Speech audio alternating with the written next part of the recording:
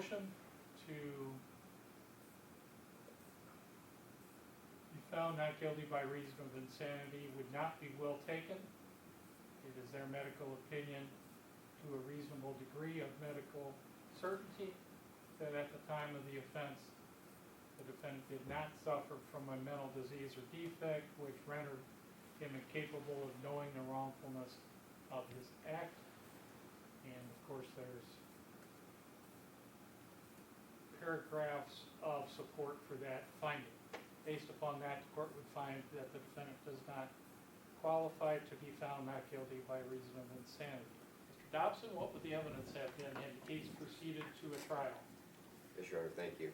Your Honor, had this case gone to trial, the state would have presented the appropriate witnesses, including several members of the Perrysburg Police Department, who collectively, Perrysburg Police Department, Ohio Bureau of Criminal Identification Investigation, and again, several other witnesses who collectively would have testified that on or about the 29th day of November 2019 in Wood County, Ohio, the defendant, Tyler Miller, determined to cause the death of Amani Irvin. To go through with that, he called Mr. Irvin and asked to meet with him. In anticipation of killing Mr. Irvin, Mr. Miller took a knife from his kitchen, which resembled a steak knife. It was a fixed blade knife, 4 or 5 inches long. He met with Mr. Irvin in Mr. Irvin's car in the driveway of Mr. Miller's residence in Perrysburg, Wood County, Ohio. While meeting with Mr. Irvin, Mr. Miller stabbed Mr. Irvin repeatedly with that steak knife. Mr. Irvin exited the vehicle, stumbled behind his car, collapsed in the driveway where he died. Testimony of the members of the Lucas County Coroner's Office would have indicated that he died, that his death was caused directly by the stab wounds that he had suffered. After stabbing Mr. Irvin, Mr. Miller went back into his house, up to his bedroom where he got his cigarettes and left his home. Mr. Miller was found by police officers several hours later at a residence of a friend of his still in Perrysburg, several blocks away. He was taken into custody at that time, and a knife was found in his pocket with blood on it that at the time Mr. Miller indicated was the knife that he had used to stab Mr. Irvin.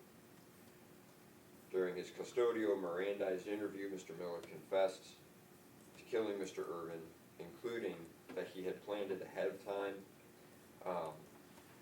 that he had gone to the vehicle with the intention of stabbing and killing Mr. Irvin, that it was originally his intention at that time to take Mr. Irvin's vehicle and attempt to flee, to drop off Mr. Irvin's body in a different location.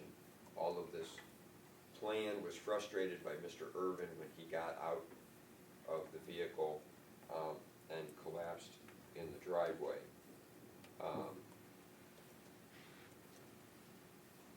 Again, Mr. Miller would have, the testimony would have been that Mr. Miller confessed specifically to intentionally causing the death of Mr. Irvin, and that he had done it through a plan and an intention that he had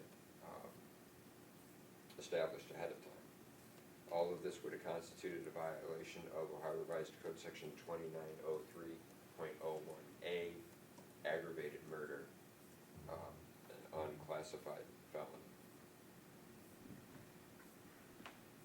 Mr. Nunnery, based upon the discovery you've received in this case and talking to your client, does he contest those facts? It is not, Your Honor. And in your opinion, would those facts be sufficient to support a conviction for this charge? They would be, Your Honor. Mr. Miller, is that what happened? Yeah. You understand that this is a life sentence And parole could be granted after 20, 25, 30 years, or the parole board could decide that it would be life without parole. You understand that? Yeah. I will find then that your plea is entered knowingly, voluntarily, and intelligently. I will accept your plea and find you guilty of the offense of aggravated murder, an unclassified felony. Now, we've already established a date of June the 4th at 9:30 for sentencing in this matter.